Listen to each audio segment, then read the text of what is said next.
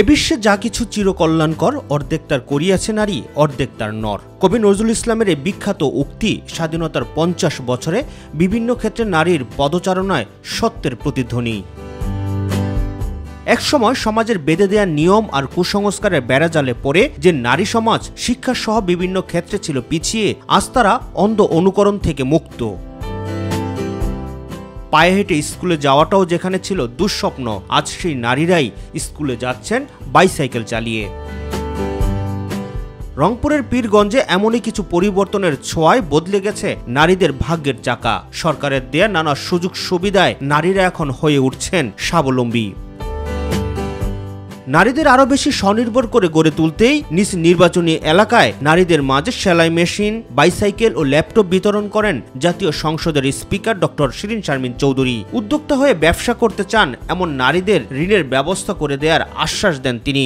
আমরা চাই যে পীরগঞ্জে আমার প্রত্যেক মা বোন তারা নিজেরা সচ্ছল হোক, নিজেরা স্বাবলম্বী হোক, তাদের হাতে কিছু অর্থ আসুক, কিছু টাকা পয়সা তারা নিজেরা আয় রোজগার করুক, যাতে তারা তাদের এবং তাদের পরিবারের প্রতি আরো বেশি অবদান রাখতে পারে, আরো বেশি ভূমিকা রাখতে পারে।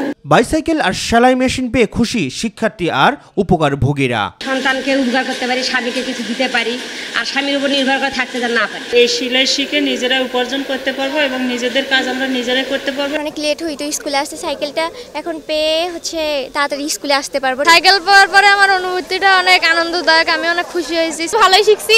এখন শুধু ল্যাপটপ পাইছি, আউটসোর্সিং এর কাজগুলো করা যাবে সেগুলো শিখেছি। শিক্ষার মান উন্নয়ন ও নারীদের অগ্রগতির জন্য এমন উদ্যোগকে সাধুবাদ জানিয়েছেন স্থানীয় জনপ্রতিনিধি ও সচেতন মহল। উন্নয়ন করার লক্ষ্যে গরিব মেধাবী শিক্ষার্থীর মাঝে সাইকেল বিতরণ, এটা একটা মহৎ উদ্যোগ বা মহৎ উদ্দেশ্য।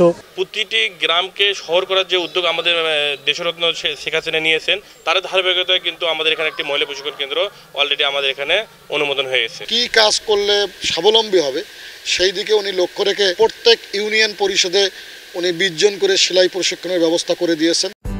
রাকিব হাসান, মাই টিভি।